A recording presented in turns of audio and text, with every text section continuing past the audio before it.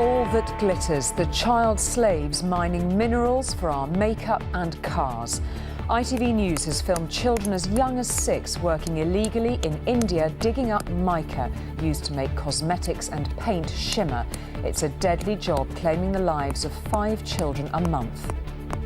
The beauty business has fallen in love with mica in part because it's a natural product and its extraction is supposedly environmentally friendly. We also hear from the mine owners who claim they're doing nothing wrong.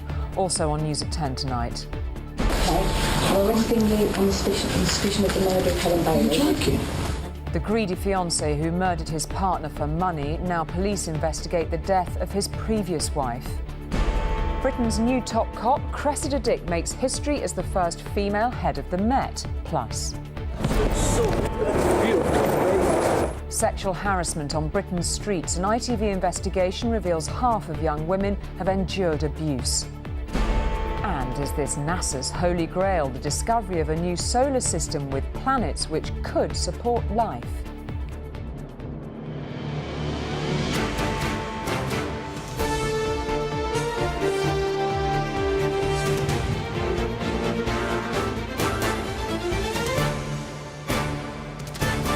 This is ITV News at 10 with Julie Etchingham. Good evening. Sparkly makeup and super shiny cars, they brighten up people's lives, and what could be the harm in that? Well, the answer lies in the mineral used to make them sparkle, or at least the mining of it. The mineral itself is a natural product, but as there is something very unnatural, inhuman even, about the exploitation of children to crack it out of the ground. Much of the world's mica comes from India, in particular the east of the country. Some mines there are illegal, unregulated and, above all, dangerous. The small, practiced hands of a 6-year-old. Shamil is breaking rocks at an Indian mine so that the Western world can sparkle. He and his fellow workers are mining mica. Among other things, this crystalline rock is used to make pearlescent paint for luxury cars. It is also what gives cosmetics the shimmer that's so in vogue these days. The largest mica deposits in the world are here in the Koderma district of Jharkhand province. And yet, according to the locals, all the mining in this area is illegal. The miners have no protection whatsoever.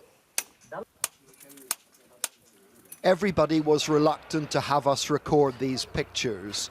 Soon after filming these women and more children at work, the supervisors at this mine chased us away. The dirt-poor workers were wary too.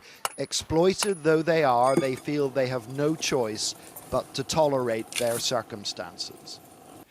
The beauty business has fallen in love with mica in part because it's a natural product and its extraction is supposedly environmentally friendly. The problem is it's anything but people-friendly. Indeed, mica's extraction is downright dangerous. Deep into the earth they dig. All that glitters down here may as well be gold, for getting their hands on it is the only livelihood available. Chipping away without any shoring up means cave-ins are commonplace. A recent study concluded that on average 5 children die in these mines every month. The number of adults killed is greater, but there's no record of it. 9 out of 10 fatalities are never reported because of the unwelcome attention they might bring. We have asked the government time and again to give us licenses to mine mica, which is the only means of support for everyone here. But government has done nothing. We've seen young children working in the mines. That's illegal in India. No, kids don't go to mines. The parents work at the mines and the kids go to school. Not a single child works at the mines. Denial like that ensures this mica production continues unchecked and unregulated. Tons of it are coming out of the mines every day. The mica goes through many hands and markups in value as it makes its way from here to the port of Kolkata to be shipped to all over the world. England है, Japan है, America है, सब तो जाए भी England, Japan, America, it goes far and wide, but I don't know what they use it for, said this middleman. Nobody asks too many questions about this hidden industry. Many of the mines are deep in the forest. If you follow trails of sparkling mica, you can find them. But by and large, they remain out of sight and out of mind. Illegal, dangerous, and anything but child-friendly. For the world's make-up business, it's hardly a pretty picture. John Irvine, News at 10, Jharkhand Province, India. As we heard from John there, mica is used in many beauty products, and on tomorrow's programme we'll be looking at how the number of such products is growing and what the cosmetics companies are doing to check where their supplies are coming from. Now, after 7 weeks of evidence about the death of the children's author Helen Bailey, it took the jury just a day to decide her fiancé, Ian Stewart, was guilty of murder. They'd met as widow and widower. In life, she called him her happy ending, but Stewart brought that life to an end, drugging her over time with his sleeping pills, then dumping her, perhaps still alive, in a cesspit. Now police are investigating how Stewart's first wife died. Arresting you on the suspicion of the murder of Helen Bailey. Are you joking? The moment Ian Stewart's deception began to unravel, within a day, officers would find his fiancée's body buried just yards from where he was feigning innocence. Why? I don't understand. What happened? I found Helen. Here we are, Boris. Up here. Come on. Helen Bailey and her dog Boris had in fact been killed months before by the man she nicknamed my gorgeous grey-haired widow. Stewart, though, had tricked his way into her life after both had been bereaved, and very soon she would become the victim again. Hertfordshire Police, how can I help? Hello there. My partner has been missing since Monday, so we've just decided we should report it. The phone call was one of many premeditated moves to throw the police off track. He must be a particularly wicked individual. He's lived with Helen Bailey for a number of years. He purported to love her. He purported that he was going to marry her. And yet not only can he kill her, but then he can dispose of her body into a cesspit and then lie not only to the police, but her family, his family. He pretended Helen had left a note here at their house and had gone to Kent. When that was proved false, and months after she was found dead, he then invented Nick and Joe, two men who he claimed kidnapped the children's author, demanded a ransom, and then returned to place her and her dog in this concealed cesspit. 3D imaging showing how deep it was. But it was Stewart, not them, who had put the bodies down there, and his next-door neighbour heard him. I did hear a lot of opening and shutting of the back door on that Monday morning, which was unusual. It was so unusual that I got up to look. You will have benefited from her death, is that correct? He stood to inherit several £1 million and had drugged her repeatedly with the sedative Zopiclone over preceding weeks to make smothering her to death that bit easier. His sons refused to look their father in the eye as he was taken from the dock as a guilty man. Jamie Oliver, what's your reaction to the verdict? One family friend from the time of his marriage to their mother Diane said Ian was always an odd character. Ian, he wouldn't be probably the sort of person you'd go out for dinner with very often, although the family seemed a really nice, normal, happy family. But the police also consider it right and proper now to look again at how Diane died 7 years ago, which an inquest at the time ruled was of natural causes. Any re-examination of the circumstances surrounding Diane Stewart's death from epilepsy will be very challenging indeed. Firstly, she was cremated, so there's no body to exhume, no physical evidence left. Secondly, Ian Stewart was the only other person at the property when his wife died. But the fact that it was sudden and unexplained will be of considerable note. For the murder of Helen Bailey, Ian Stewart will be sentenced tomorrow morning. The 56-year-old is likely to spend the rest of his life behind bars. Richard Pallow, News at 10, St Albans Crown Court. Britain's biggest police force, London's Metropolitan Police, has a new commissioner, and for the first time the top job will be held by a woman, Cressida Dick. If her name sounds familiar, that's because back in 2005 she was in charge of the armed police operation in London in which a Brazilian man, Jean-Charles de Menezes, was mistaken for a terrorist and shot dead. Since then, she has risen through the force's senior ranks before a stint at the Foreign Office. Ms Dick said she was looking forward to working again with the force's fabulous women and men. Flanked by the Mayor of London and Home Secretary, Cressida Dick, now Britain's most senior police officer, Commissioner of the Met, with national responsibility for counter-terrorism, the first woman to take on the job. I could not be more pleased to be appointed as the Commissioner. It's beyond my wildest dreams, an extraordinary privilege.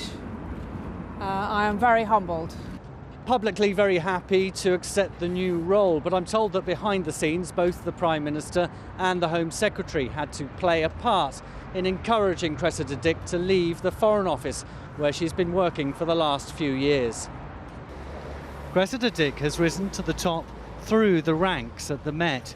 She was on the front line of fighting terrorism in the wake of the London bombings 12 years ago. And it was then that she came under intense scrutiny.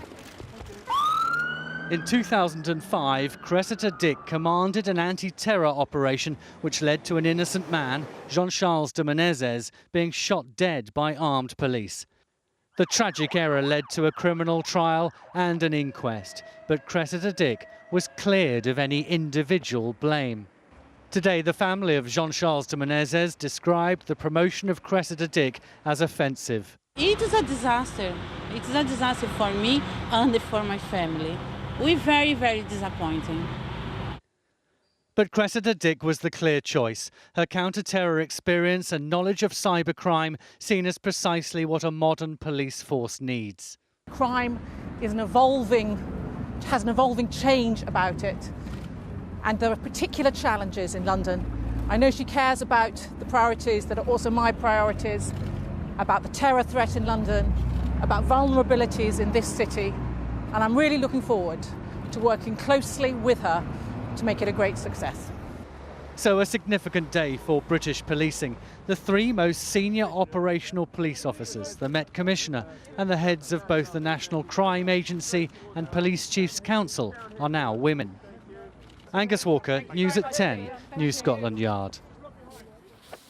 A political blame game has played out at Westminster today over the Manchester man believed to have carried out a suicide bombing for the self-styled Islamic State in Iraq. At issue, who said Jamal al-Harith was not a security risk when he returned from Guantanamo Bay, and who authorised his out-of-court settlement.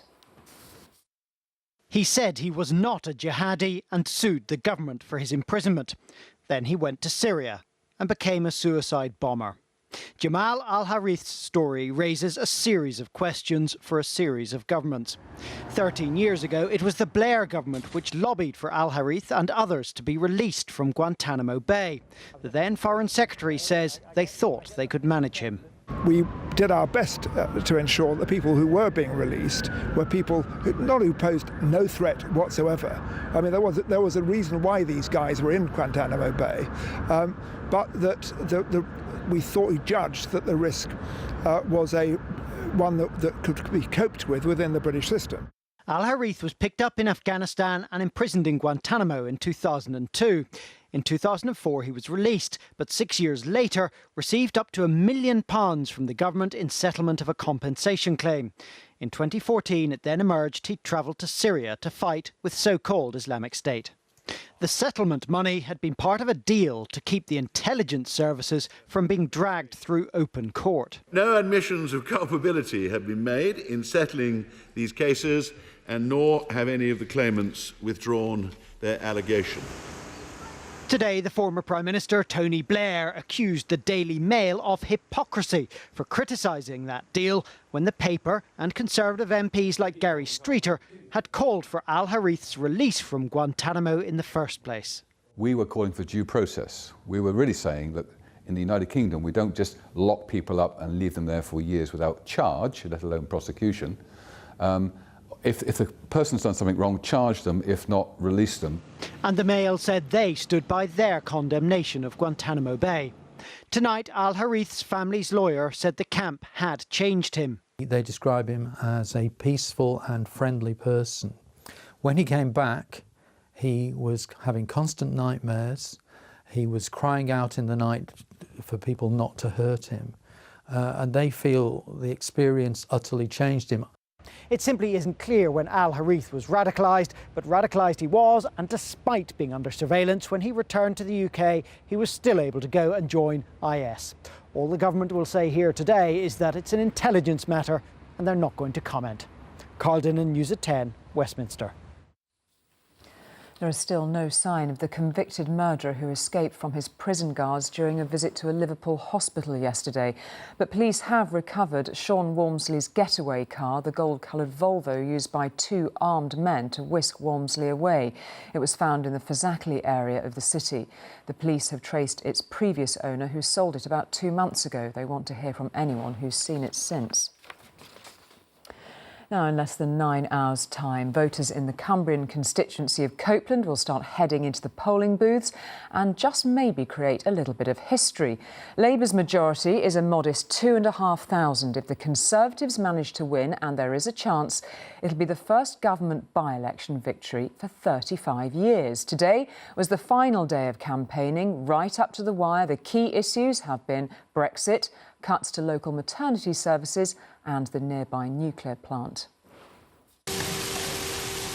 Every morning at the Seascale Bakery, they fuel the nuclear workers who fuel this town's economy. And when many people here queue up tomorrow, it'll be to vote for whichever party can secure Copeland's big employer. We make our living out of it. If Sellafield was to close, then everybody would just be dead. We wouldn't get anything. With its 10,000 jobs, Sellafield nuclear plant dominates this town and this by-election, focusing minds and changing some of them. Usually I go Labour, but I'm kind of thinking maybe leaning towards the Tories. Tories get in, they're going to keep all the jobs in the area, keep the Sellafield up and running. But Corbyn gets in, you've got a bit of the uncertainty.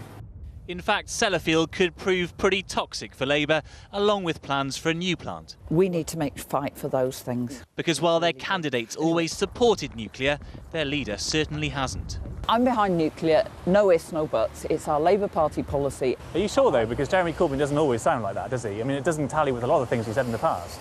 I've spoken to Jeremy as part of the low-carbon energy mix to meet our climate change targets and to keep the lights on in this country. We need nuclear, and we need it for the good quality jobs in this constituency. The hospital behind is what Labour prefers to focus on, with maternity services set to be downgraded. It's a 40-mile country drive to the next ward. I'm really sorry about the weather, guys, but not long now, we're nearly there. It is tricky for the Conservative candidate when the Prime Minister won't promise to stop the cuts. It was really helpful to have the Prime Minister's visit, actually. Was it, though? Because she wouldn't oppose the downgrading of maternity services. What Theresa May did do is state quite clearly that she understood my opposition, and she also reaffirmed that the best way to deal with that is by having a strong and confident voice in Parliament. Health is a focus for all the parties, but in a seat which voted heavily for Brexit, some spot another opportunity. The government is looking to pull us out of Euratom, and that's the agreement that underpins our nuclear industry, the safety standards and the trade agreements, and it's going to create chaos. 62% voted to leave the EU, and somebody actually mentioned it on the doorstep yesterday. She was worried about the lack of traction, 8 months on, and we're still paying all that 55 million a day or whatever it is. Tonight, a storm's rolling in, threatening tomorrow's turnout. Labour will have to hope that they can weather this one well enough. Paul Brandt, News at 10, Copeland. And there are 7 candidates standing in the Copeland by-election. Voting takes place tomorrow. Labour, as we said, is defending a majority of just over 2,500. Now, after a vulnerable child is killed under the noses of social services, the cry always goes up, never again. But it wasn't enough to save 18-month-old Cheyenne Downer from not one, but two serious errors. A report said today she should never have been placed with the woman who murdered her. To compound that, she was never properly checked on by social workers. 9 months later, Cheyenne was dead. For weeks, Cheyenne Downer suffered at the hands of a woman she should never have been placed with. Just 18 months old, she was subjected to more than 150 injuries, which could have been prevented. Her killer was Candice Downer, who just 9 months earlier had been recommended by social workers to be Cheyenne's guardian. If there had been different planning for Cheyenne, if there had been a more thorough assessment of the person put forward as a special guardian, then perhaps her life would have taken a different course. Cheyenne was placed with Candice Downer under a special guardianship order, which requires less scrutiny than adoption. An assessment of Candice by an outside agency was only superficial. What she wanted was put before the needs of the child, and afterwards, poor information sharing led to a lack of follow-up visits, leaving Cheyenne invisible to professionals. The review says there was groupthink at the City Council, an unchallenged assumption that placing Cheyenne with a special guardian within her extended family was the best approach. The report concludes that while Cheyenne's violent death at this house couldn't have been predicted, it could have been prevented. The council says it's transformed its procedures since that time. But there are echoes of previous failures in Birmingham. A review into Kyra Ishak's death found authorities lost sight of the child and focused instead on the rights of the adults. For Keanu Williams, a number of significant missed opportunities were blamed. And while Kieran Barley's death was not predictable, there was considerable learning for all agencies. Another dead child in Birmingham, another critical report. How can people have any confidence that things have improved? Birmingham is improving, and some of the changes that we started to put in place happened before Cheyenne's death. You need to be constantly curious, constantly questioning, and where we failed for Cheyenne was that we weren't that. But the department's been rated inadequate for 8 years.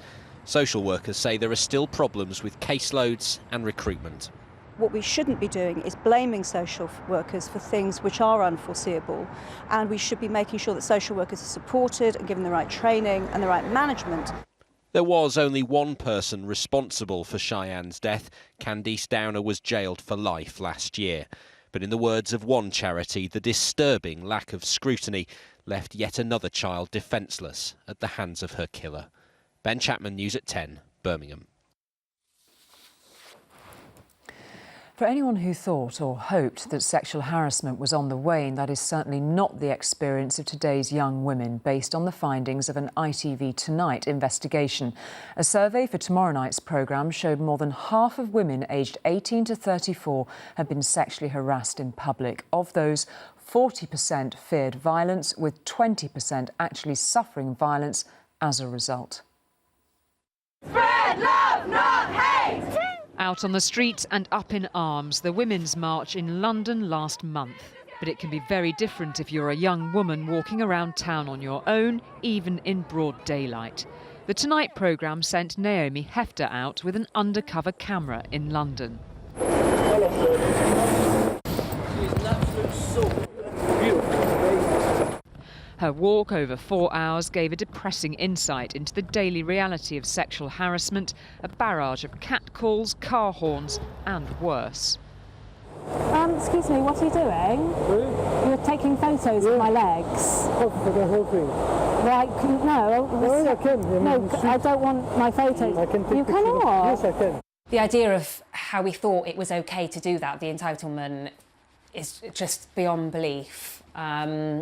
I felt quite violated by it.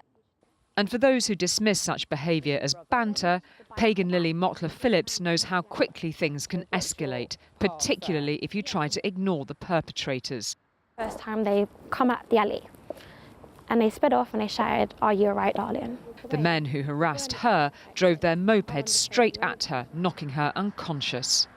The bars of the bike, the handlebars, went into my ribcage and I went underneath the bike. I couldn't walk for 2 weeks because the internal bruising was that severe. And that was all because of me not responding to "Are you all right?" For the past year, Nottinghamshire police have treated misogyny as a hate crime on a par with racism and homophobia. In 10 months, they've dealt with 83 hate incidents, of which 31 were classed as hate crimes. This is about significant harm to women in compromising their sense of well-being, their personal safety, and in some cases their physical and mental health. The Chief Constable who brought in the change now hopes all British police forces will be recording misogyny as a hate crime by the end of this year. But it seems the decades-long and weary battle for a woman's right to go about her business without fear of harassment or worse has a long road ahead yet. And the full findings of our report, Harassment Uncovered, is on the Tonight programme on ITV tomorrow evening at 7:30. Join me for that if you can. Now, if by any chance you're watching News at 10 in your kitchen and have a tumble dryer, you might want to check the make. The company that owns Hotpoint and Indesit has issued a worrying warning about certain models. It has been trying to recall nearly 4 million of them after a number of house fires, as ITV News reported in 2015. Some have been fixed, but 2.5 million have not.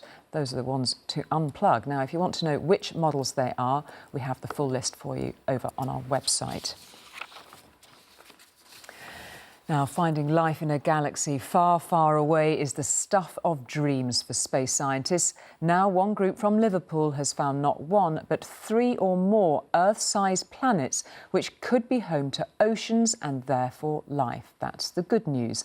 They are, though, 39 light years away. Still, what's that to a few little green men? They spin around a different sun, and they are light years away. But these 3 worlds could be a lot like our own. To say that astronomers are excited about their discovery would be something of an understatement. We're live here at NASA headquarters. At NASA, they held a special press conference. What we really have in this story is a major step forward towards answering one of these very questions that are at the heart of so many of our philosophers, of what we're thinking about when we're by ourselves, and that basically is, are we alone out there? They've identified 7 planets orbiting a small star, which is just 8% of the mass of our Sun. The planets move in a very close orbit, and on most of them, surface temperatures are thought to range between 1 and 100 degrees Celsius. 3 of these planets are thought to have the best chance of supporting life. They are in what's known as the Goldilocks zone, not too hot and not too cold, permitting the presence of large amounts of liquid water. Finding the planets wasn't keep constant watch on the star. Slight dips in its brightness indicated the passing of the planets in front of it. In order to make this discovery, it was required to have continuous coverage of this star. So an awful lot of telescopes collaborated to observe this particular star with sort of overlapping blocks of time. So it's just fantastic to be a part of it. As well as the small matter of the possibility of extraterrestrial life, the planet's discovery could also herald a new era in the study of space. This discovery is an absolute goldmine. We're looking at a star which is the most common type of star in the galaxy. The Sun is comparatively rare, but these common red dwarf stars, it turns out, can host systems of multiple worlds. And that really raises our hopes of finding Earth-like planets scattered among the stars in our galaxy.